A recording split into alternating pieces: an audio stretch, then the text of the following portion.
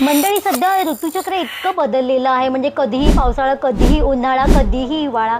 त्यामुळे आपल्याला आजार होतात. आणि तुम्हाला माहिती आहे का की त्यासाठी आपण ॲलोपॅथी औषध घेतो. ॲलोपॅथी औषधाचं कसं असतं की आपल्याला परिणाम चटकन होतात, म्हणजे चटकन बरं होतं, पण काय होतं, साईड इफेक्ट्स होतात.